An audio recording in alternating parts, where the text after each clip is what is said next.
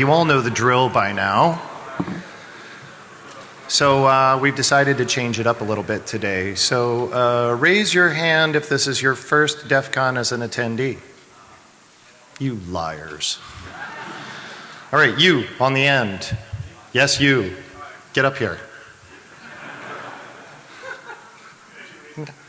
No, get him up on stage. I mean, come on. You can dream, can't you? Here's 1,500 of my closest friends. What do you just... All right, pour him another one.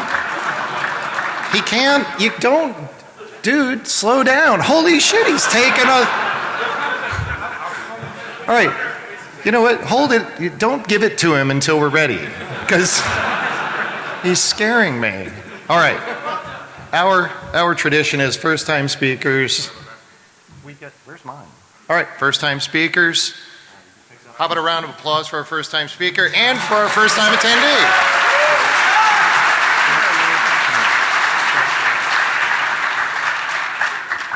Good luck with your talk. Yeah, the person typewriting this will have a hard time now.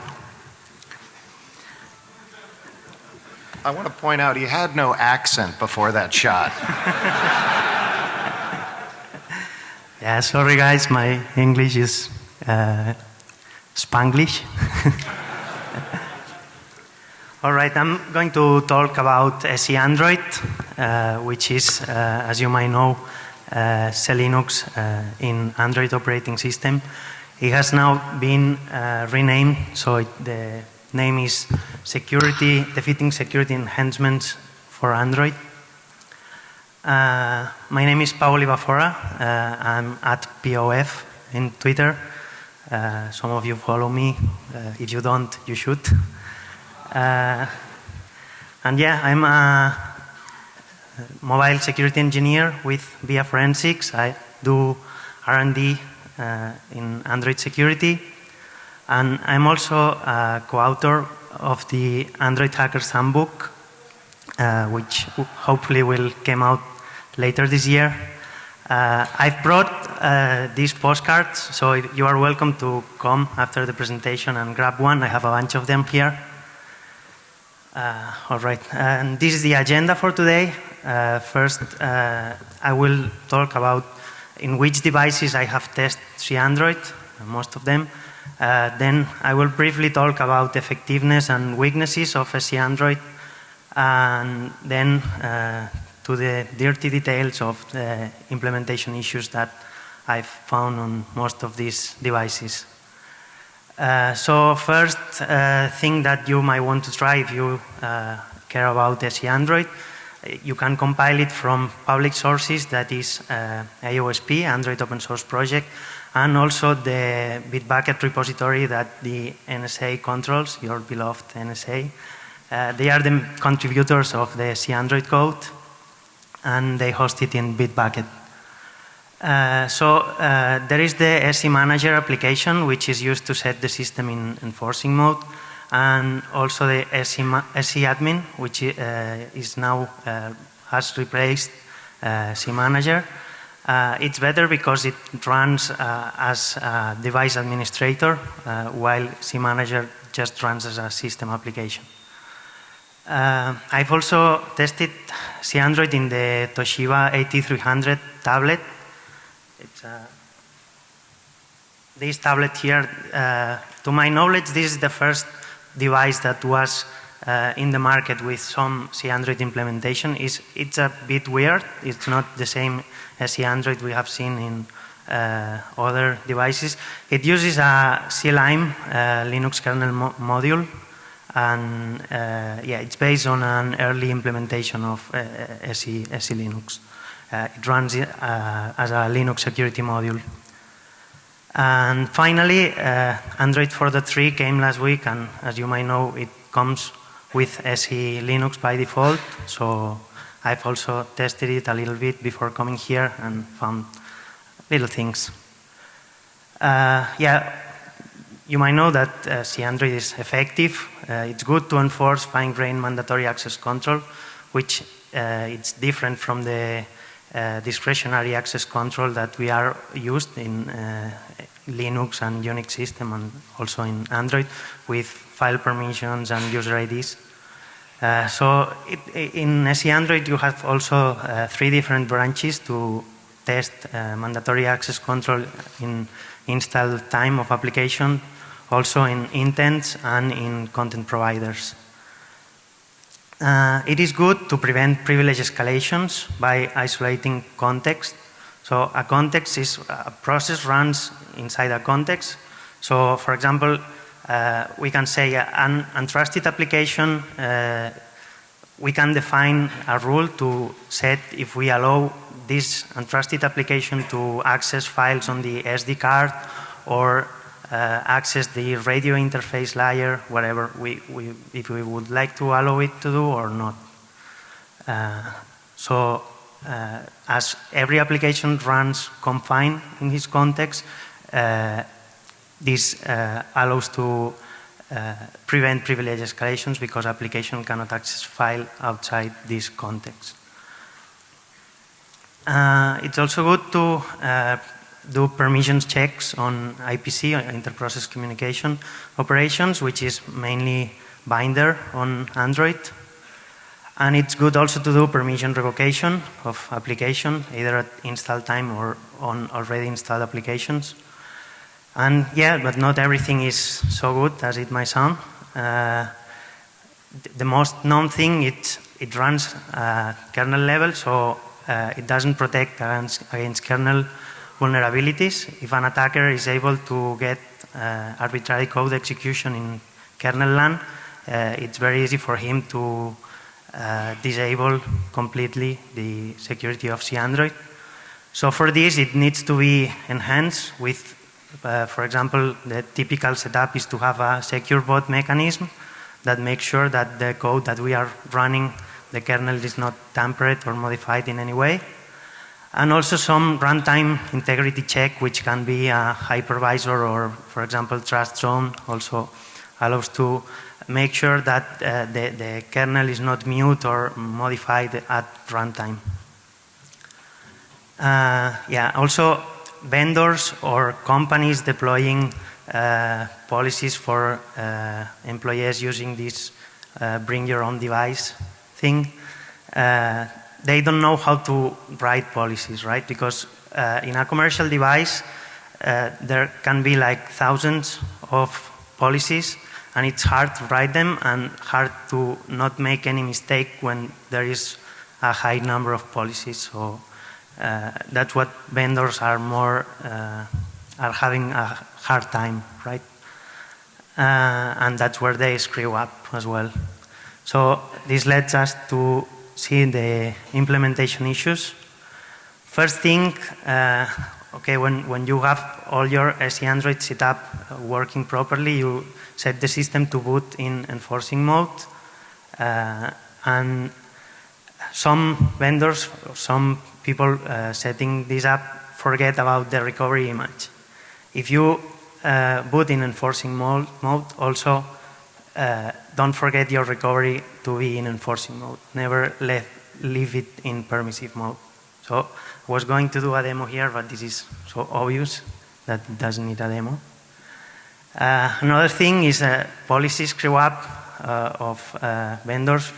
They say, okay, my device is running in enforcing mode, so I'm preventing the root user to set permissive mode again. So they write a rule that says root user cannot set the device in permissive. So root user cannot use the set enforce command, right? But then they forget about system user. So again, as you see here, we have the ID command. We are root. If we do a set enforce 0 or echo 0 to CSFS SELinux enforce, it says permission denied. We just have to sue system, and once we are running with system privilege, we can just use set enforce 0 and set the system to permissive. So typical screw up, right? Also, this is another issue that I've seen sometimes. This comes because a lot of people has used the SE Manager application, and they rely on this application to set the system in enforcing mode. So you should never set enforcing mode from a system application, right? We will see now why.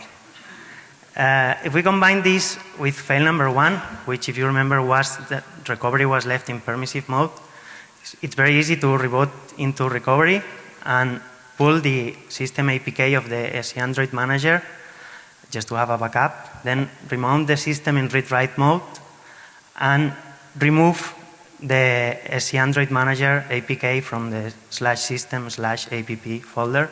So we have just removed the system application that sets the system in enforcing mode, right? So it will boot in permissive.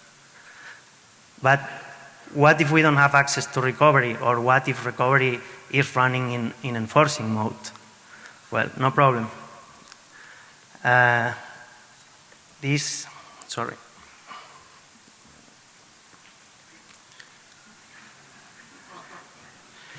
Here, this is a Galaxy Nexus running SELinux. We run the SEManager application. We put the system in enforcing mode. So in this shell here, first I check if the device is running in enforcing mode. So I use the command get enforce. I see it says enforcing. So now I reboot the device and I set a one-liner to check every second the get enforce command. So we see it says error device not found because the device is still booting.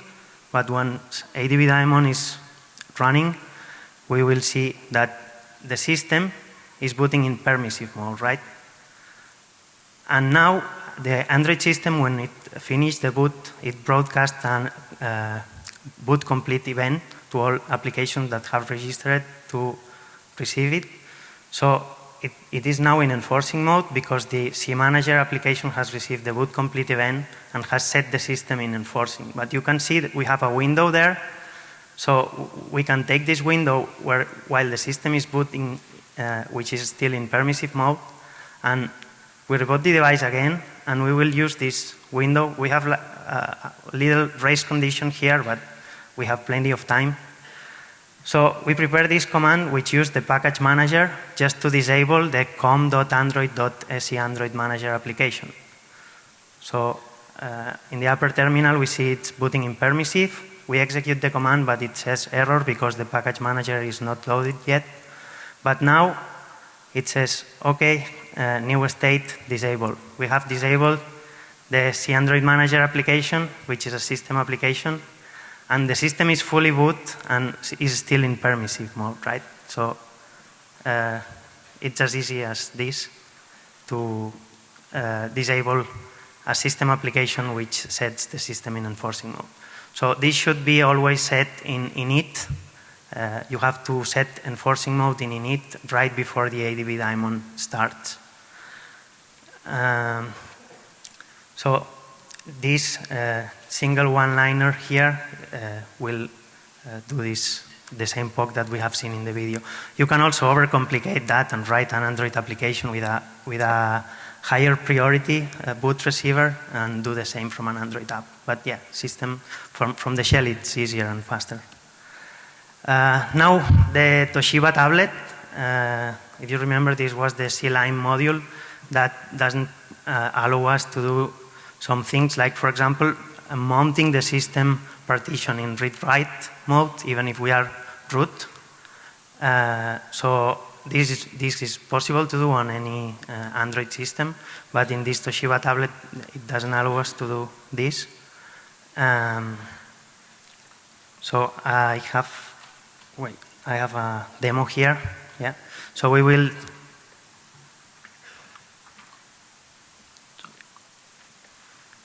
use the Toshiba tablet and we will disable this SELinux module, which is based on SEAndroid.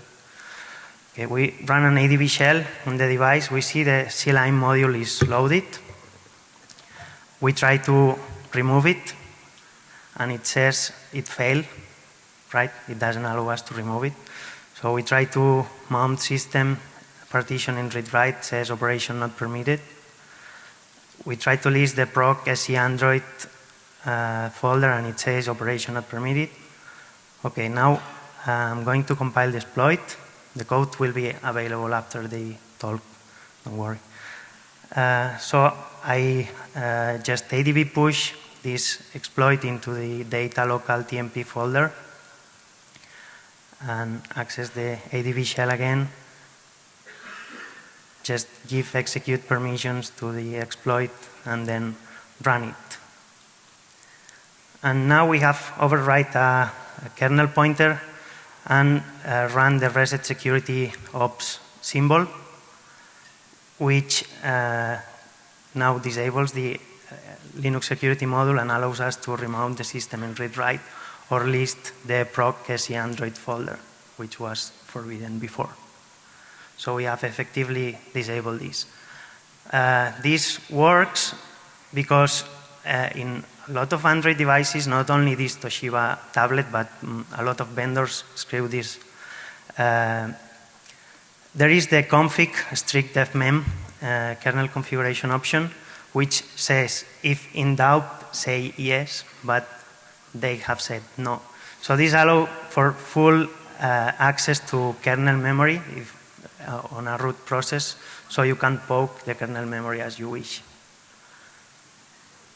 And finally, the Android 4.3, these implementation issues that I have found real quick because it came last week.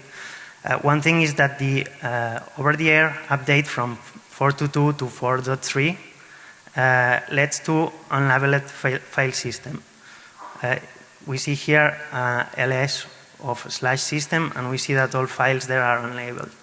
This is because the recovery of Android 4.2.2, the recovery image of Android 4.2.2 is not compiled with SELinux support, so this happens. We have reported this to Jean-Baptiste Queru of IOSP, and he said it will be fixed in the next release, so because the Android 4.3 recovery is already with SELinux support. And finally, if you want to play with it, you have to know that the enforcing mode in Nexus devices isn't really enforcing. If you pull the SE policy file, which is a binary file which contains all the policies compiled on it, and you run the SE info command on it, you will see that, for example, here, this is for a Nexus 4. We see that there are 44 permissive domains, so every single domain is set to permissive and everything is unconfined. So enforcing isn't really enforcing here, right? So if you want to play with this, there is a tool by Joshua Brindle, which is the SE policy inject that allows to inject your own policies into this. Or you can also compile from IOSP, right? Because now IOSP includes all the SEAndroid stuff. And that's it. Thank you very much for attending. And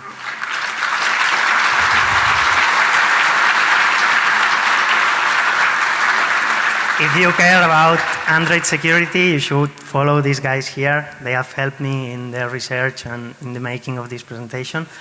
And also in the URL at the bottom, in the ViaForensics website, you can download the presentation, and I will publish the exploit code and the videos later today. Thank you very much.